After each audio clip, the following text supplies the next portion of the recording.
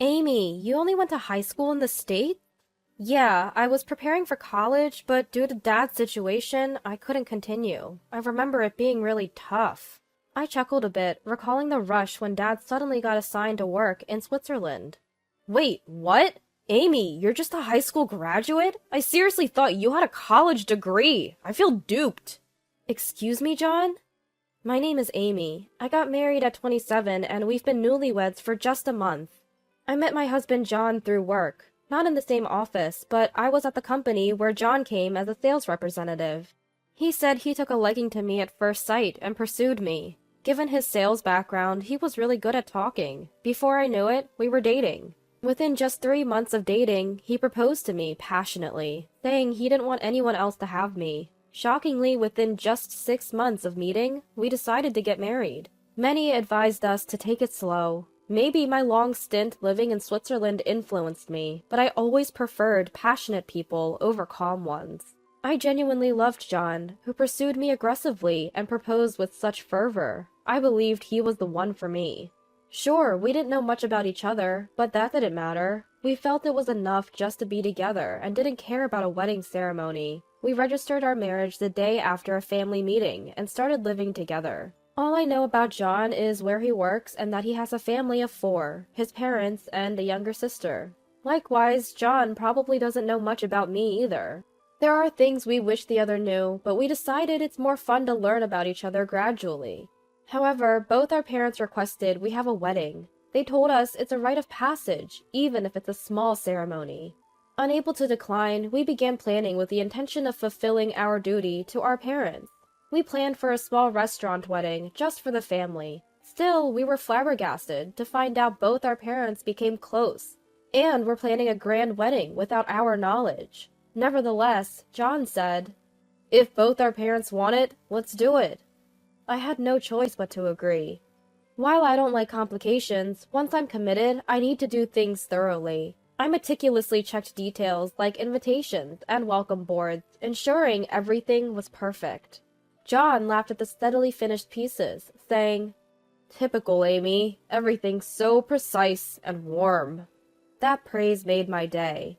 It was during our wedding preparations. Our wedding planner, Lily, asked us to write down our profiles. We filled out the given forms with details, like where we were born and the elementary schools we graduated from.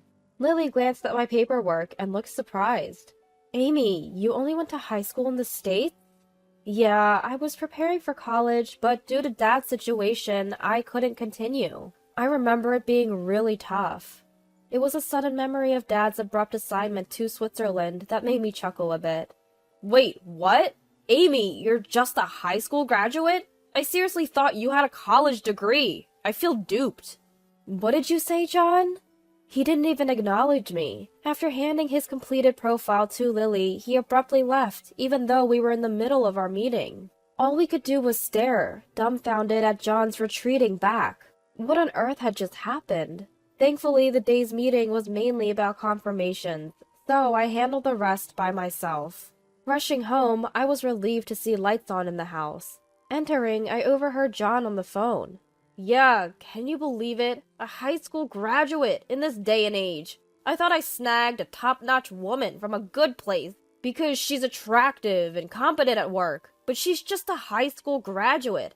Our kids would definitely get ridiculed. I wonder if her being so nitpicky is her way of compensating for her lack of intelligence," he said, laughing out loud. While we did marry soon after meeting, we had never discussed our educational backgrounds. I had no idea John had such an elitist view. Had I known, I wouldn't have married him.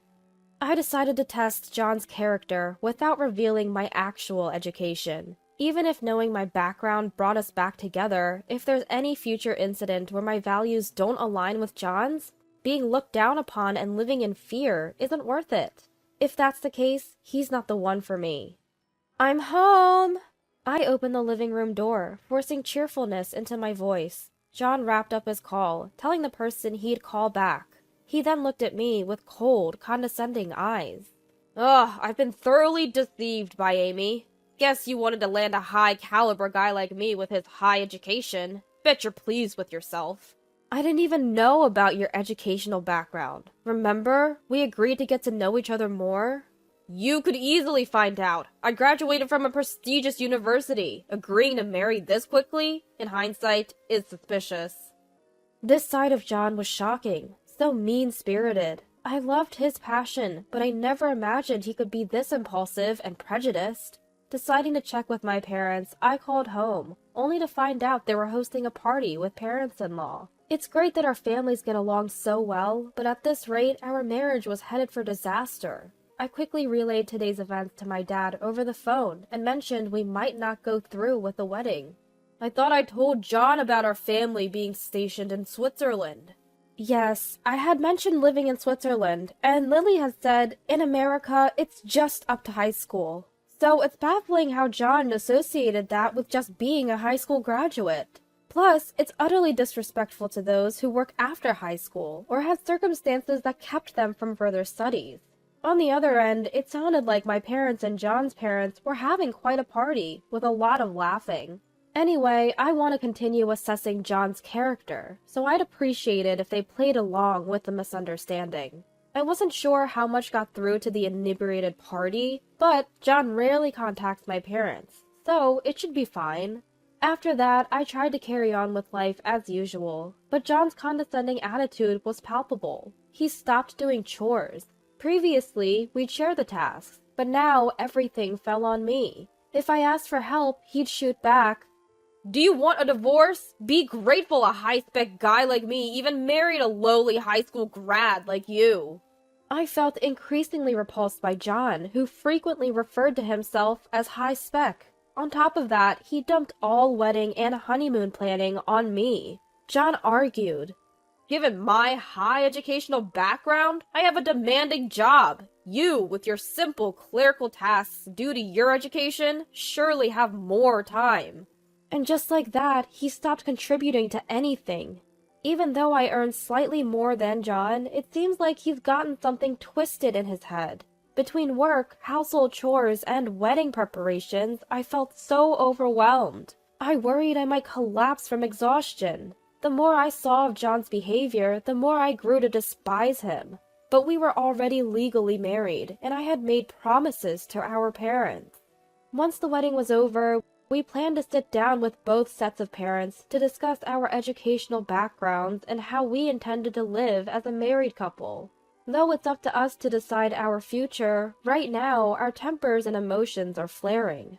We need to calm down and focus on rebuilding our relationship. Since we've come together as a couple, it's essential not to hastily choose divorce. Holding on to that promise, I'm enduring our current situation. And then the long-awaited wedding day arrived. I felt guilty towards our parents, but truth be told, the spark in our marriage had already fizzled out. However, on that particular day, we played the part of a loving couple, greeting our family and work acquaintances with big smiles. Given the significant business ties, several high-ranking executives expressed their desire to attend, so we had sent out invitations. Looking back, I deeply regretted inviting them to a wedding of a couple on the brink of divorce. The guilt was overwhelming. "Amy, it's been a while," said Sam, John's predecessor, as he approached. "Long time no see. Thanks for coming," I replied. "Amy, I know it's not the best time, but is everything okay with John?" "What do you mean?" "Well, he mentioned you in a recent phone call, and I got concerned." "Is this about the high school graduate thing?" "Yes, I knew about your education in Switzerland and tried to gently correct him, but he wouldn't listen." So, Sam was the one John had been talking to. How could John speak so negatively about his wife, especially to someone from a business partner's company? As I chatted with Sam, other colleagues from John's company approached, showing concern. It seemed John had been bad-mouthing me a lot, and one of his bosses even told me directly that he couldn't support our marriage. Given that I'm being told this at our wedding, John must be making many uncomfortable at work, and they were all concerned for me. Seeing me surrounded by his colleagues, an annoyed John called out to me in a displeased tone. "Amy, it's time! Can't you even manage your time properly?" John scolded. I silently followed behind him, my emotions concealed. I doubt we appeared happy, even up close. I had hesitantly told my friends about our marital issues and suggested they might not want to attend the reception. Still, they insisted, wanting to be there for me. A few even flew in from Switzerland, and their tables, decorated with a Swiss touch, were a topic of interest among the guests. The wedding ceremony concluded without a hitch, and the reception began. Our bosses from both sides gave their welcoming speeches. Following a toast, the meals were served. Yet, throughout it all, John kept a sour expression and just kept drinking his alcohol. "John, that's enough drinking," I said, trying to intervene. Drunk and agitated, John blurted out, "It's all Amy's fault. I had this perfect life planned out. We'd have these amazing hybrid kids, be the envy of everyone, and now..." Suddenly, he got up, snatched the microphone from the host, and started ranting. "Hello, everyone! Thank you for being here. I'm a high-spec guy, having graduated from a top university. Yet, here I am, tricked into marrying a mere high school graduate. But since we're married, I'll try to educate her best I can." The room fell silent. John, seemingly expecting applause, looked around in confusion. Then my boss Daniel stood up and took the microphone. "John, are you talking about our Amy? It's funny, after finishing high school here, she went to Switzerland for college due to her father's job assignment. By the way, the head of our U.S. branch rose from being a high school graduate. Is your company's philosophy to look down on such people? Studied in Switzerland?" John seemed to snap out of his drunken state instantly, staring at Daniel in shock. "Amy, is that true?" "Yes, I kept it a secret, but after graduating high school in the U.S., I went to Switzerland for college. I successfully graduated and even secured a job there, but due to a transfer to our U.S. branch, I returned home with my family."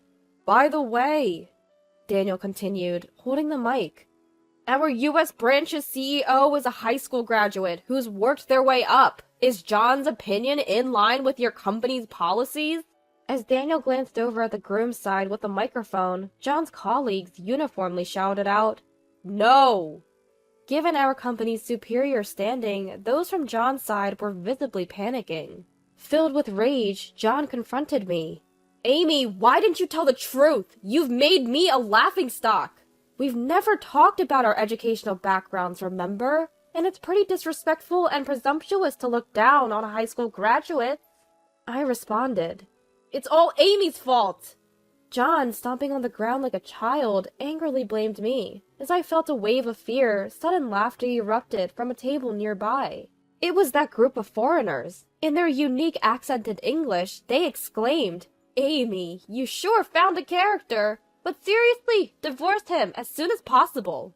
Blaming Amy? Huh, that's just hilarious!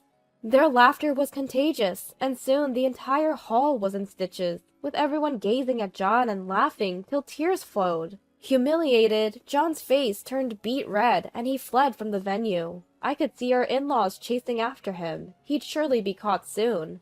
After that incident, Lily advised me to leave. The reception was cut short. My parents and in-laws, with assistance from relatives, returned the wedding gifts, apologizing to the attendees, and even provided transportation fare. That night, instead of returning to my place, I went back to my childhood home. The next day, since both Dad and I had taken a leave, we went together to pick up some belongings from our home. Even my parents, who usually hope for the best, didn't push for reconciliation this time. They apologized for previously wanting us to make up. They probably hadn't realized just how twisted John had become. When I got home, John greeted me with a wide smile.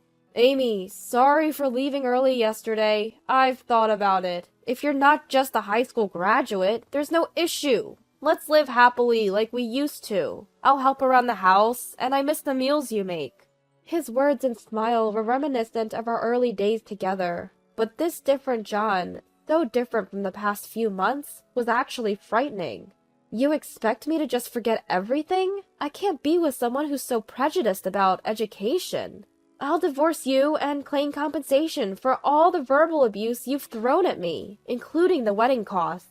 What? We're not getting divorced. It's not my fault I didn't know. You should have told me. Now I feel like I should be the one claiming compensation.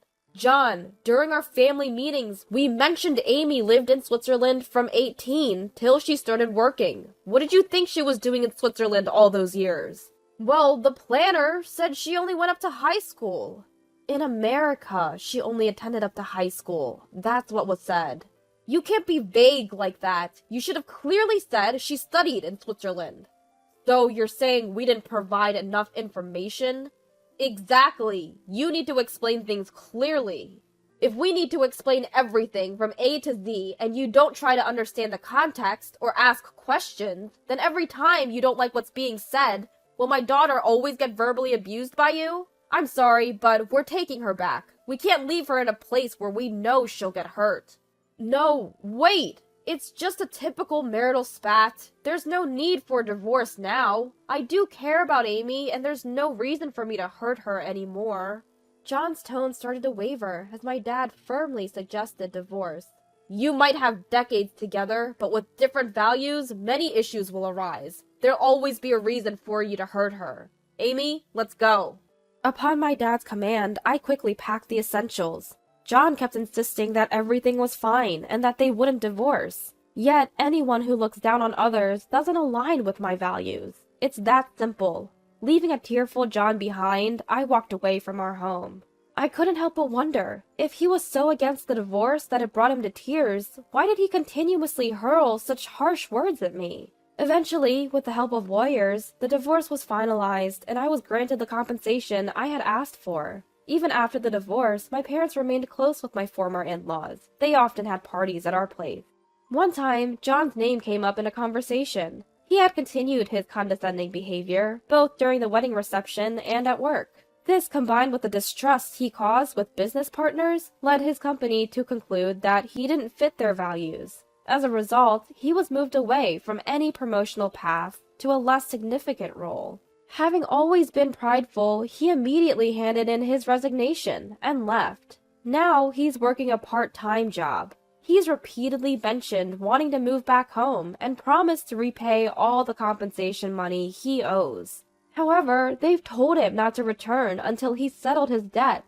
Despite this, they say he calls them nearly every day. According to my former in-laws, John had been pretty average throughout college. But during his job hunting days, he noticed a wealthy friend, who had attended a more prestigious state university than him, easily land a job at a major company through connections. Witnessing this made John believe that in the world, education, money, and connections were all that mattered, leading him to adopt a skewed perspective. Being among the more educated in his company, he received praise from his colleagues, which apparently didn't help. He began looking down on others, which led to the current situation. While John might have his reasons, the loss of important values like compassion and respect for others is his own responsibility. Unless he addresses his flawed character, he'll likely repeat the same mistakes wherever he goes. Not that it's my concern anymore. Recently, my company proposed that I return to our headquarters in Switzerland. Although my parents wish to stay in the US, after some contemplation, I've decided to start fresh and live alone in Switzerland. I spent my youth there, and in some ways, I feel more at home there than in the US. With an expected pay raise and the allure of potentially finding a new love, I'm hoping to find happiness once more.